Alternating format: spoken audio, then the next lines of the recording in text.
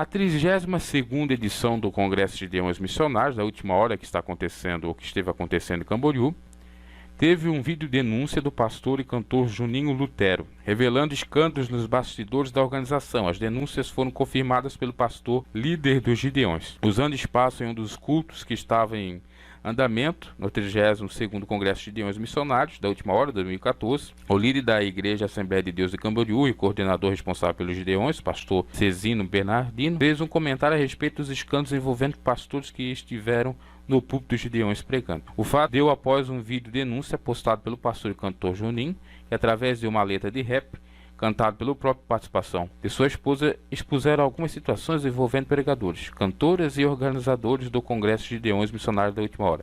Denúncias que levaram a muitos questionamentos nas redes sociais sobre a sua veracidade, mas em todo o tempo o pastor Juninho afirmava ter provas. Após a postagem, outros vídeos sobre as denúncias tiveram em evidência durante os dias que aconteceram o congresso nas redes sociais. Como o vídeo do pastor Otoni de Paula, que denuncia o pagamento de 50 mil para pregar nos Gideões, tá? Isso até tem no YouTube. E assim fazendo com que o líder do Congresso Gideões Missionários da última hora assumisse. Acreditamos que pela primeira vez publicamente que no Congresso havia drogas, veja bem, drogas, alcoolismo e prostituição entre pregadores nos bastidores do maior evento pentecostal do país em Camboriú, mas não citou o referido pagamento de 50 mil. Pastor Juninho Lutero no Facebook comenta depoimento através do vídeo do pastor Cizinho dizendo, além de provas, mais depoimento dessa vez do líder do Congresso. Depois de provar o Espírito Santo no altar, prostituição e cantor, enfim, tá tudo ali. Os vídeos foram removidos, infelizmente. Depois de provas e convencimento pelo Espírito Santo, o próprio líder dos Gideões admitiu publicamente que muitos pregadores subiram bêbados no altar e que se prostituíram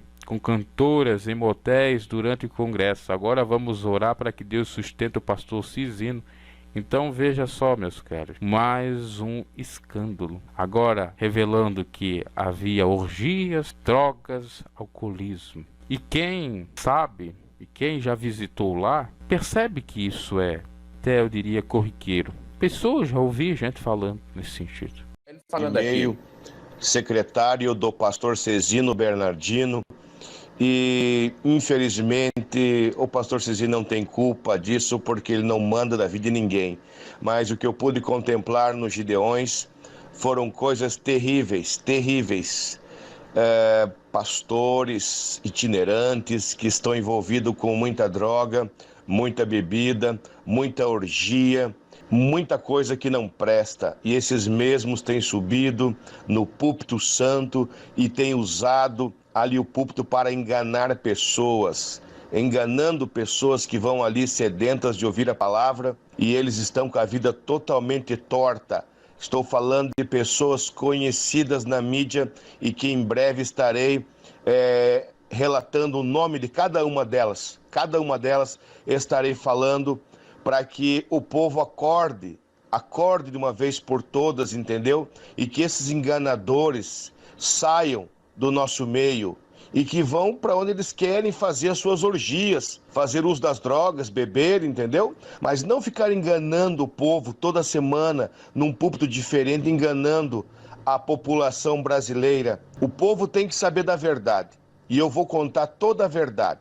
Primeiramente saindo dos Gideões, aonde ali começam os bastidores podres, do qual o pastor Reuel Bernardino sabe toda a podridão ele sabe quem é quem, mas ele aceita. Ouviram aí? Olha que é uma denúncia grave. Isso aqui, é claro, é um vídeo da época que o Reuel já era o presidente. Lembrando que o Cezino Bernardino morreu em 2016 e é desde então até 2018 o Reuel Bernardino comandou os Gideões.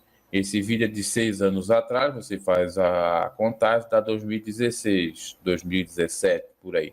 Então, está falando que o Reuel, que já era presidente dos Gideões, sabia de tudo, fazia vista grossa. Isso dá-nos um indicativo do seguinte, que provavelmente, não estou afirmando, que o Reuel sabia dos supostos podres ou alguns problemas, vamos lugar assim, do senhor Abílio Santana e não dava a mínima, assim como de outros pastores, pregadores, cantoras e cantores. Vamos lá. Dinheiro, porque se a pessoa der dinheiro para pregar, não importa se ela está com vida no altar ou não, porque o que importa é o dinheiro, porque se transformou num comércio, porque, meus amados, existem tantas pessoas boas nesse Brasil, pessoas que estão com vida Veja bem, isso que ele disse, der dinheiro, não importa se a pessoa tem vida no altar, o que importa é dar dinheiro. Não foi mais ou menos o que o Abílio Santana falou, que ele ajudou a obra, que ele pagou lá, que ele levou não sei quem para pregar lá, que ele levou o filho dele 3 vezes que ele pagou? E temos até também, segundo denúncias aí, problemáticas com o filho do... Então quer dizer que é verdade essa coisa de pagar lá e não está se olhando se o camarada estava em adultério ou estava na prostituição ontem, portanto é que ele já pagou, ele vai pregar hoje. Vamos seguindo. Tem muita coisa aí. Vamos lá. altar, pessoas que estão orando, buscando a presença de Deus. E por que essas pessoas não têm oportunidade nos Gideões? Eu vou dizer para vocês por quê. Não tem oportunidade. Né? Porque elas não têm 30, 40, 50, 60 mil Olha só. para dar de oferta. Por isso elas não conseguem entrar. Quem tem dinheiro, entra como está, podre, sujo, e pode usar do púlpito dos Gideões. Eu estive presente e eu vi, e eu sei de cada um quem é quem ali dentro. E é uma pena que o seu Réu Bernardino, ele seja tão adorador, amante do dinheiro, e para ele não tem problema nenhum. Pode entrar como quiser, que para ele é dar o dinheiro na mão e conseguir a sua posição para pregar nos Gideões. De um tempo para cá, não sei se vocês têm visto, cada ano a lista inflama mais dos Gideões, infla. Antigamente pregava só 40, 50 pessoas. Hoje você vê 120, 130 pessoas na lista. Você sabe o que é isso? Dinheiro, dinheiro. Altas quantias de dinheiros que as pessoas chegam e pagam por ali. Como o cego, o famoso cego que não é cego, que pagou 130 mil para pregar. Olha, Luiz cego. Henrique, Aquele o ceguinho. apóstolo do Ceará, que pagou 250 mil para poder pregar em 2 horários dos Gideões. Quer dizer, meus amados, assim fica difícil para a pessoa que é humilde e está orando e buscando a oportunidade de chegar lá. Porque as pessoas não têm, nem todos têm dinheiro. O mesmo dinheiro que esses canalhas dão para pregar lá dentro dos Gideões. É muita canalice, é muita safadeza. Na verdade, é uma grande máfia. É uma grande máfia. A máfia das pessoas que têm dinheiro. E os que não têm ficam para fora, somente observando e com o desejo de um dia chegar lá. Mas isso tudo vai cair por terra, meus amados, porque depois que vira a reportagem que está para sair, na qual eu estou falando, todo o Brasil e o mundo vai saber o que é os bastidores podres dos Gideões. Entendeu? E a metade, mais da metade dos camaradas que pregam nos Gideões hoje estão consumindo droga, bebendo e estão com seus casamentos acabados, estão com amantes por fora, entendeu? Eu estou falando isso com propriedade porque eu conheço a todos, entendeu? E por isso eu estou aí sendo ameaçado, mas eu não vou voltar para trás, não. Eu vou soltar tudo o que eu sei, porque o povo brasileiro tem que parar de ser enganado por esses pastores itinerantes mentirosos, entendeu? Que no púlpito são uma coisa, mas quando descem, já vão para cocaína, vão para bebida e vão para atrás de mulheres na zona, putaria, entendeu? Então, eu tenho que denunciar isso aí. E tenho que denunciar a máfia dos Gideões, porque eles falam que não paga para pregar, mas todo mundo paga para pregar. Alguns ali que são mais antigos não pagam, entendeu? Mas a maioria faz empréstimo, vende carro, vende casa, vende terreno para poder ter a sua oportunidade ali, entendeu? E cada vez deixando mais rico o vice-presidente dos Gideões, que vive ostentando com dinheiro de pessoas pobres, pessoas humildes, que tiram da sua mesa para mandar para o missionário, e elas mandam para quê? Para que o vice-presidente dos Gideões, o senhor Réu Bernardino, fique ostentando com uma Land Rover de mais de 600 mil reais e construindo mansão em Gideões, construindo mansão. Um homem que vive da oferta voluntária do povo, construindo mansão, ostentando luxo, entendeu? Tudo em cima da camada pobre que tem no Brasil, entendeu? Então, isso tudo tem que acabar, tem que mostrar a cara desses mentirosos, esses safados, entendeu? Que vivem de usar o povo, pessoa simples e humilde, entendeu? Para ostentar riqueza. É uma vergonha, uma vergonha, uma vergonha. Mas tudo isso vai ser denunciado e vai aparecer a cara desse pessoal que está bagunçando com o povo, usando o dinheiro do povo, enganando o povo nos púlpitos por aí, pregando que não vive. Uns tremendos, uns safados, salafrários, pilantras. Esse cego chamado Adão, que nem é cego esse sem vergonha, safado, vive usando dizendo que tem um problema de cegueira para arrancar dinheiro do povo, sem vergonha. Me arrependo até o último fio de cabelo de ter colocado esse cego no Gideões. Esse mais um monte de gente, entendeu? Mas a vida é assim mesmo, e a gente aprende com a vida. Só não pode o povo ficar sendo enganado, entendeu? Por essas raposas velhas do passado, entendeu? Que vão pro púlpito pregar mentiras. Não vivem nada do que pregam. Tudo uma mentira. Tudo uma mentira. Olha, vou dizer uma coisa para você, companheiro. Tem gente que sai do motel e vai pro púlpito pregar. Entendeu? Os caras não tem mais temor de nada. Tudo cauterizado. Tudo cauterizado. E eu não estou falando aqui de pessoas pequenas, não. São nomes renomados. Renomados que vai aparecer tudo na imprensa. Vai sair tudo na mídia. O nome de cada um deles. Entendeu? Porque a casa vai cair. A casa vai cair para muitos. Porque está na hora de acabar. Acabar com essa sujeira. O povo não pode ser enganado o resto da vida. Tem que aparecer quem quer quem nesse negócio. Entendeu? Então, você me perdoe, tá, meu amado? Mas estou lhe falando isso aí com propriedade, entendeu? E veracidade de fatos que eu conheço e eu sei. Porque eu convivi naquele antro ali dos Gideões por 9 anos. Naquela máfia, porque não é uma máfia. É uma máfia. Mas todos os bastidores podres dos Gideões vai sair. E todo mundo vai saber o que realmente é. Então, é essa questão. O tesoureiro vai dizer para nós: isso aqui eu não estou conseguindo justificar. Isso eu não estou conseguindo justificar. Por que que não? Vamos arrumar. Tem uma jogada contábil. A contabilidade é muito forte. A ideia da contabilidade é muito forte para ajudar a gente. Eu comprei uma pilha de tijolo lá, eu citei no avião aqui, não tinha nota, fazia 10 anos que estava lá debaixo de uma árvore no poderio do cara, saiu um recibo. Eu fui lá falar com o meu contador como é que ia justificar aquilo ali. Nós estando dentro desse âmbito, com essa prestação de conta, cada um explicando a realidade, o tesoureiro fala, isso eu consigo, isso eu não consigo. O outro tesoureiro fala.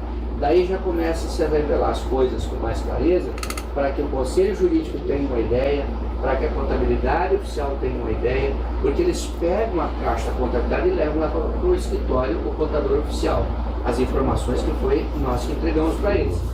Alguns contadores nos livres pedem as notas certinho, outros não.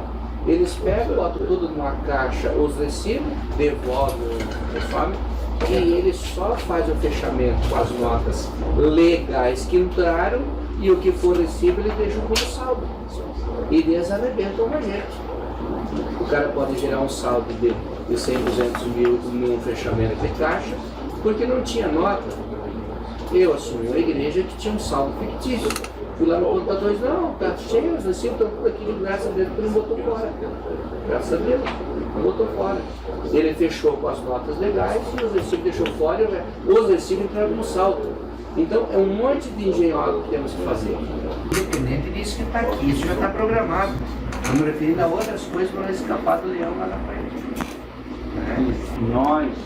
Se nós escaparmos do leão, damos graças a Deus. Que se o leão entrar aqui, vai ser essa é a minha preocupação, agora, pastores, e deve ser dos senhores. Ele disse que tem uma preocupação. A minha preocupação é se o leão entrar aqui.